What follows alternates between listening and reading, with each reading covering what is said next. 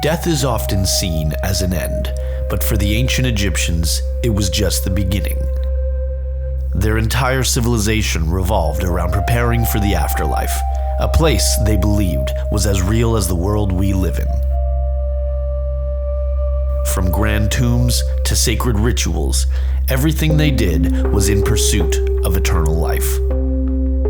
But what exactly did the ancient Egyptians believe happened after they died? And how did they prepare for the journey into eternity? Today, we'll dive into the fascinating afterlife beliefs of one of the most intriguing ancient civilizations in history.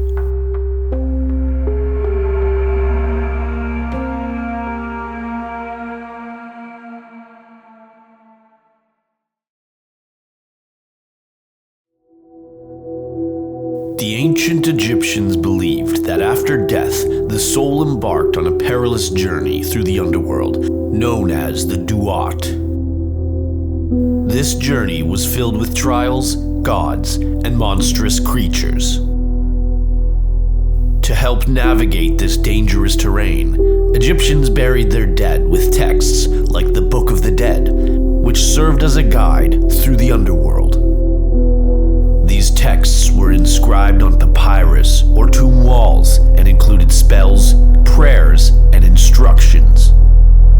They would help the soul reach Osiris, the god of the afterlife, and eventually gain entrance to the Field of Reeds, a paradise that mirrored life on Earth. But reaching paradise wasn't guaranteed. For the Egyptians, the body had to be preserved perfectly for the soul to recognize it and reunite after death. This is why mummification was central to their burial practices.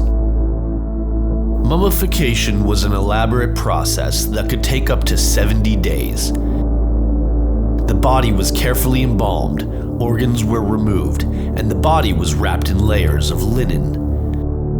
These layers were often inscribed with protective spells and charms to ensure the deceased's safe passage.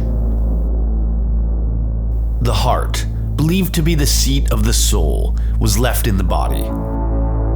In the afterlife, the deceased's heart would be weighed against the feather of Maat, the goddess of truth and justice.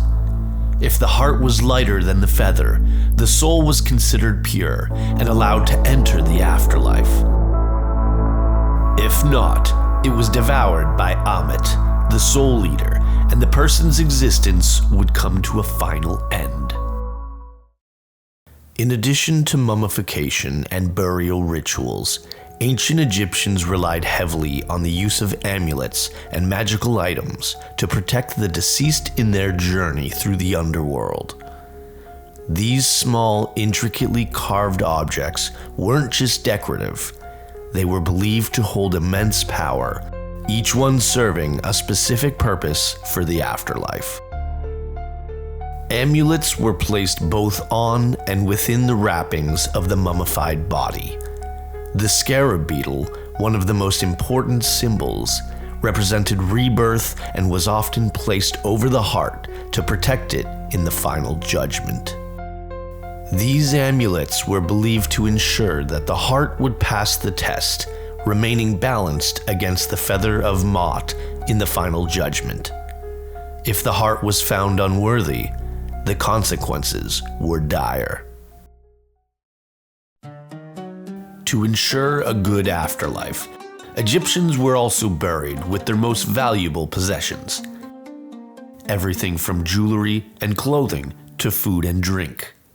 The idea was that they would need these items in the next world, just as they had in life. Even their slaves and pets were sometimes buried alongside them.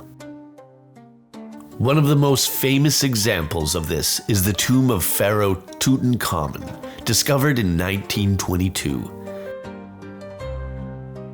His tomb was filled with over 5,000 objects, including his iconic golden mask. These items were believed to serve the young king in the afterlife. For the ancient Egyptians, the death of a pharaoh wasn't just the loss of a ruler. It was the transformation of a mortal king into a divine being. Pharaohs were seen as living gods on earth, the embodiment of Horus in life and Osiris in death. Their tombs and burial practices were designed not just for protection, but to facilitate their journey into godhood. Pharaohs were believed to ascend to the afterlife as Osiris, the god of the dead, ensuring the continued cycle of life and death for their people. This transition was carefully detailed in their tomb art, showing the king's transformation as he joins the gods in the Duat, the Egyptian underworld. To aid this transformation, their burial chambers were filled with sacred objects, offerings, and spells. The grandeur of their tombs, from the Great Pyramid of Giza to the Valley of the Kings, reflected not only their status, but their eternal place among the gods. The ultimate goal of all of this preparation was to reach the Field of Reeds, a place of eternal peace and joy where the deceased could continue their lives much as they had on earth. It was a land of plenty where the Nile's waters never ran dry and the crops were always abundant. For Egyptians, death was not something to be feared. It was a continuation of life, a journey to a better world where they could be reunited with loved ones and live in harmony forever. From monumental tombs to intricate burial rites, the ancient Egyptians went to great lengths to ensure their place in the afterlife. They believed that death wasn't the end, but rather the start of a new, eternal chapter. By preserving their bodies and arming their souls with knowledge and possessions, they sought to conquer death itself. And while their beliefs may seem far removed from our own, they remind us that humanity has always been fascinated by the mystery of what lies beyond. If you enjoyed learning about the afterlife in ancient Egypt, be sure to subscribe to Death Etc. for more explorations of how cultures and beliefs around the world understand death.